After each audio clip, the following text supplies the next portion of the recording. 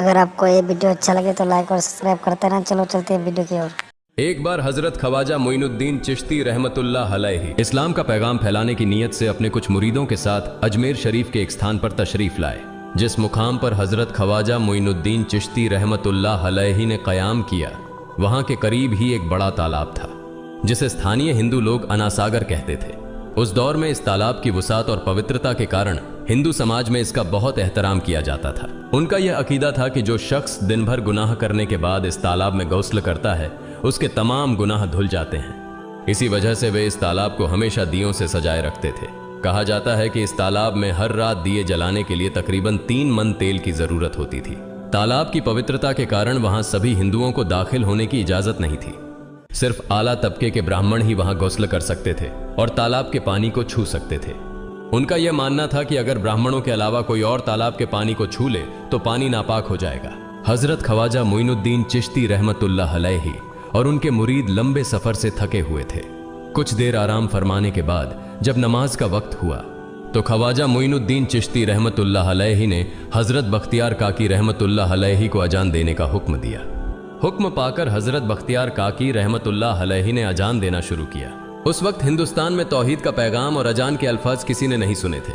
जब लोगों ने पहली बार अजान के अल्फाज सुने तो उनके दरमियान हलचल मच गई। लोग अपने घरों से बाहर आकर एक दूसरे से कहने लगे, ये फकीर लोग कहां से आ गए और ये क्या पढ़ रहे हैं। अजान खत्म होने के बाद हजरत ख्वाजा मोइनुद्दीन चिश्ती रहमतुल्लाह अलैहि और उनके साथियों ने अनासागर तालाब पर जाकर वुजू करना शुरू किया।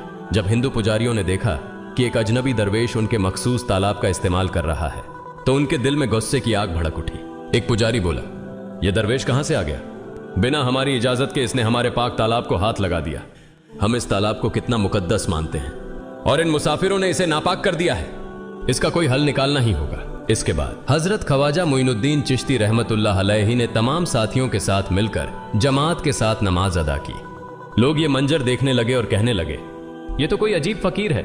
हमारे मंदिरों में सब देवी देवता मौजूद हैं और ये उनकी इबादत न करके किसी नए खुदा की इबादत कर रहा है। अगर मंदिर के बाहर भी कोई खुदा है तो उसे भी मंदिर में रखा जाना चाहिए ताकि लोग उसकी भी पूजा कर सकें। शाम ढलने लगी। शाम होते ही राजा पृथ्वीराज के ऊंटों के चरवाहे अपने ऊंट लेकर उस जगह पहुंचे। इत्तेफाक से हजरत ख्वाजा मोइनुद्दीन चिश्ती रहमतुल्लाह अलैहि उसी जगह पर तशरीफ फरमा थे जहां आमतौर पर राजा के ऊंट आराम किया करते थे। चरवाहों ने देखा कि एक दरवेश का काफिला उनके मुकाम पर आकर बैठा है। उन्होंने हजरत ख्वाजा मोइनुद्दीन चिश्ती रहमतुल्लाह अलैहि और उनके साथियों से कहा, अरे फकीर बाबा, आप कहां से तशरीफ लाए हैं और यहां आकर बैठ गए? क्या आपको मालूम नहीं कि यहां रोजाना राजा पृथ्वीराज के ऊंट आराम फरमाते हैं? राजा के ऊंट यहां आराम करते हैं। ये जानते हुए भी आपने यहां बैठने की जुर्रत कैसे की? हजरत ख्वाजा मोइनुद्दीन चिश्ती रहमतुल्लाह अलैहि ने उन चरवाहों को नरमी से जवाब दिया, बाबा, हम मुसाफिर हैं और अनजान हैं। हमें मालूम नहीं था कि इस मुकाम पर राजा के ऊंट आराम करते हैं। चूंकि हम पहले ही यहां रात गुजारने का इरादा कर चुके हैं, तुम अपने ऊंटों को आज किसी और जगह आराम देने ले जाओ। आसपास बहुत सी जगहें हैं। हजरत ख्वाजा मोइनुद्दीन चिश्ती रहमतुल्लाह अलैहि का जवाब सुनकर पृथ्वीराज के चरवाहे बोले, फकीर की हिम्मत तो देखो, कहता है कि राजा के ऊंटों को कहीं और ले जाएं और खुद यहां बैठे रहेंगे।